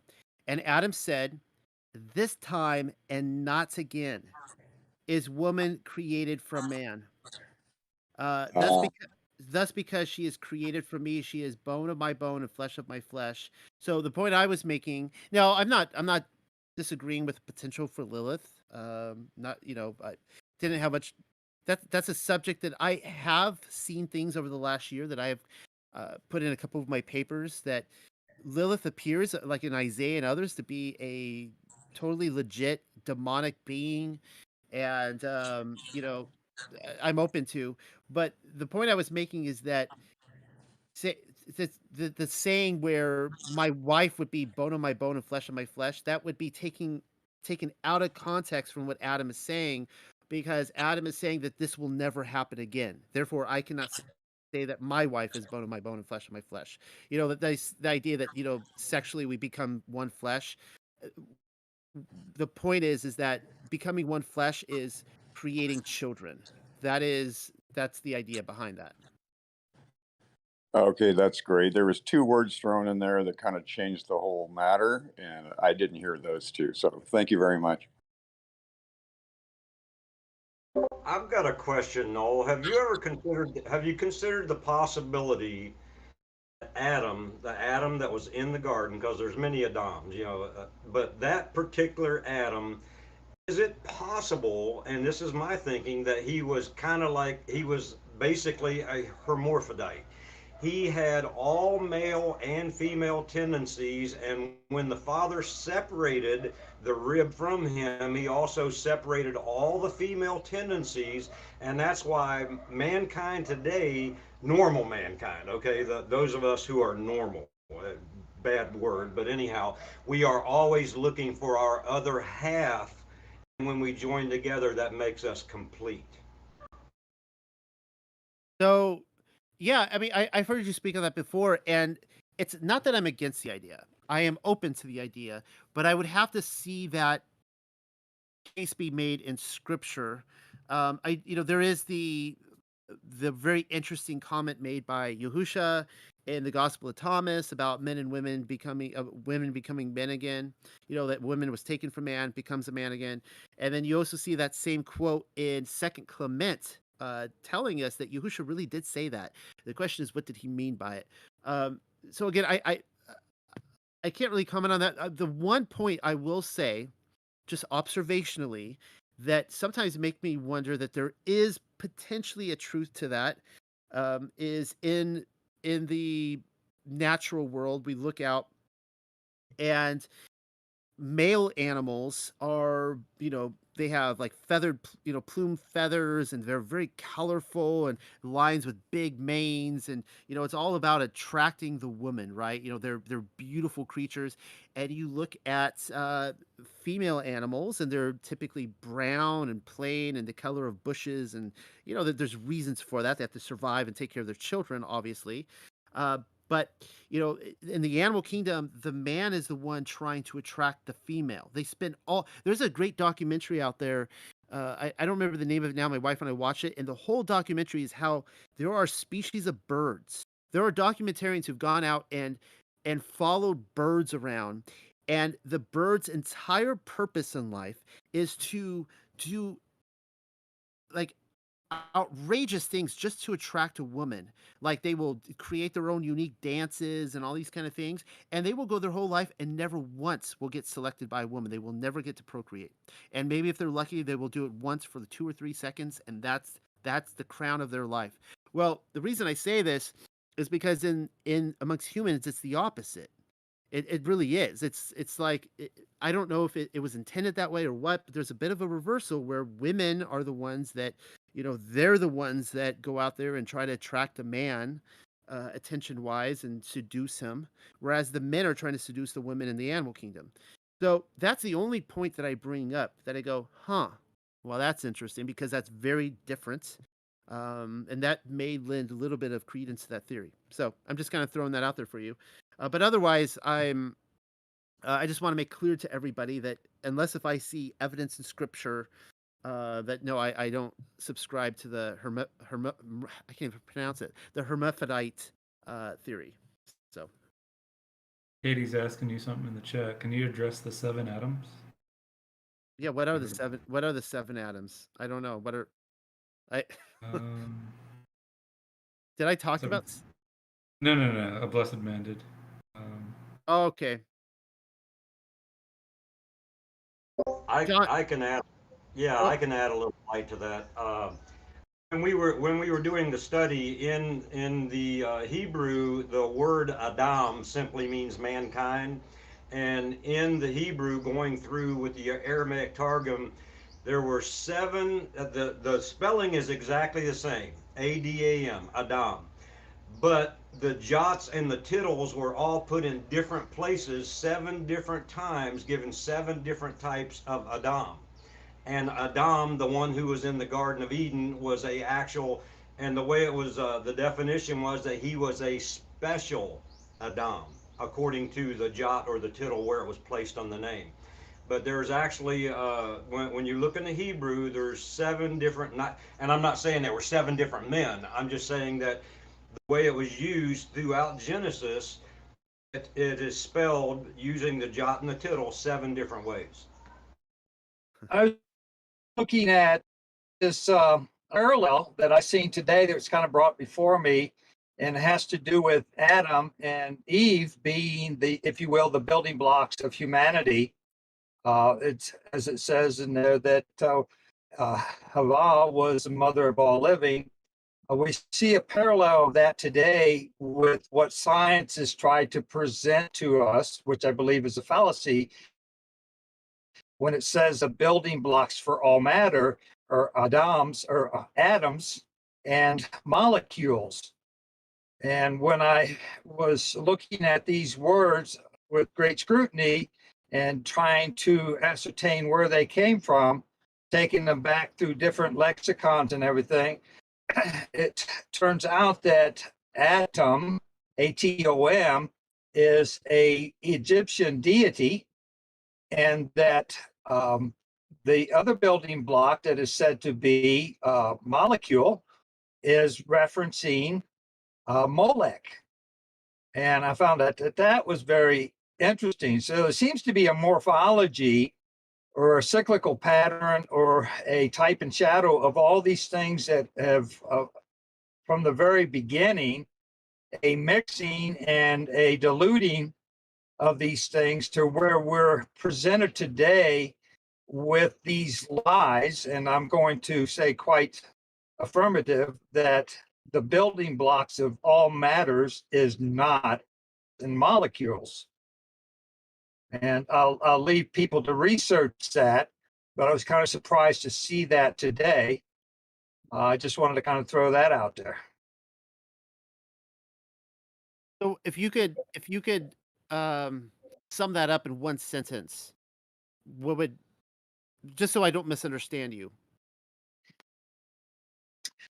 Well, All right, so let me make it as best I can. We know that Adam and Eve fell. It's not going to be one sentence. It's maybe one paragraph.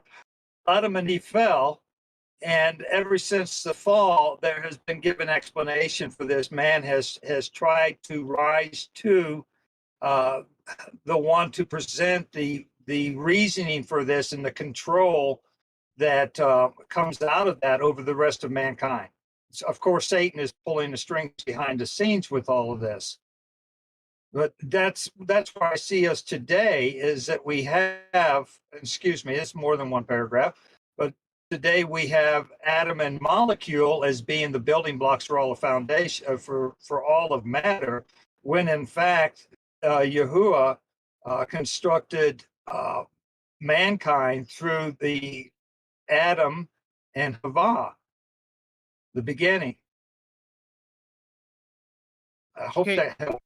So yeah, no, I'm just trying to understand. So atoms and molecules, building blocks for all matter, but you had talked about how they were Egyptian deities, and then you had said something that you said like a corruption. So were you implying that the these it just so I understand, the Egyptian deities are a corruption of Adam and Eve? Is that what you were implying? Yeah, absolutely. They're Okay, trying to give explanation. I think that's what's happened all the way down okay, through history. okay. So that was perfect. Yeah, that was good, and that's the reason I asked. Another book I was reading today was a book called it doesn't matter. It was a book written by a guy who was, I guess, kind of popular in the 20th century because he was a Christian who claimed to be a druid. He was a druidic Christian, and he was bringing the whole point how druidism is true Christianity or whatever. But I was kind of interested because I really want to understand some of these points of the druid religion. But he said something that was really interesting in there, and he said that he's saying that the original druid was Seth, the son of Adam and Eve, and that all religion is a distortion of that. Now, the reason I found this really fascinating is because we so often hear these attacks on the Bible that it is really just, stealing from these pagan religions. The whole, Yahusha is Bacchus and Dionysus, and then Abraham is like a copy of I can't remember who it is. I think in the Hindu faith, somebody and even like all the different cults out there, or the religions that would have animal sacrifices, the sacrifice of the bulls, and so on and so forth. And his whole point is that there was a true religion, which I would say is the Hebrew faith, and that there were all these corruptions that came down from that from the sons of Seth. And I just wanted to point that out, that I think that's my worldview, and it's what I would agree with. And it's why we see one of the reasons, of course, the Watchers come into play too, but it's one of the reasons why we see so many similarities out there, between Babylon and Egypt, with like the mysteries of Isis, with the Chaldean mysteries and the Bacchic and all this kind of stuff, and they all seem like it's the same God being played over and over and over again. And if anyone is to accuse Yahusha of being pagan, I would say, well, I guess it really depends on what you believe.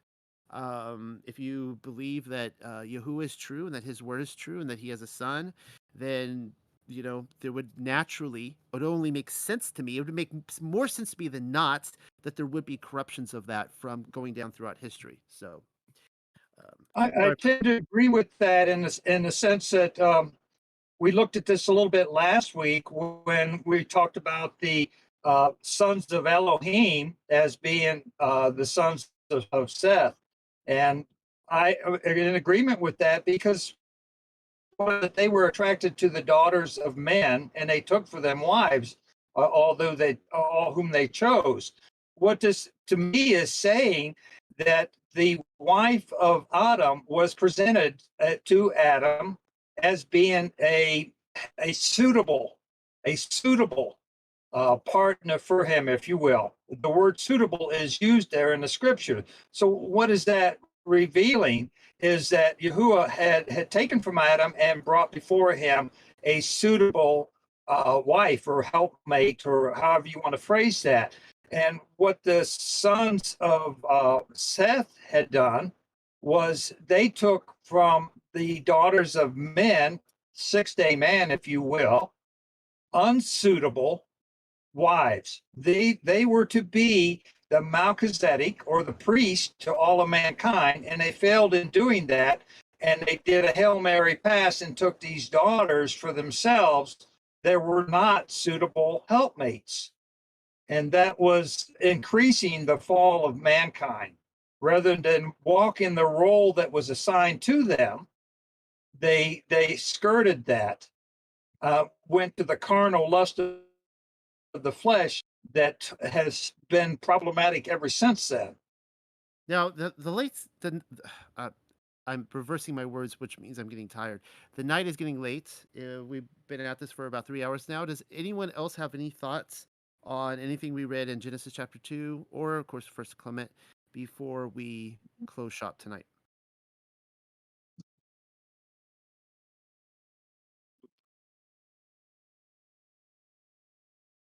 If not, that's okay. I hope everyone enjoyed this, and I know Michael puts in a lot of work on his end on his commentary, and I always love hearing it and his perspective. And um, I hope you guys enjoy, what I put in this as well.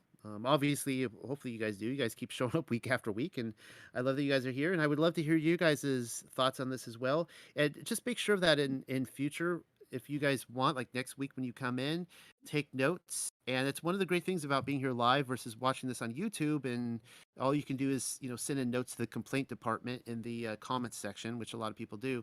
But you can take notes and refer back to them during the Q&A roundtable. But Michael, is there anything else you wanted to add? Nothing. Enjoyed it. Hope you guys enjoyed it as well.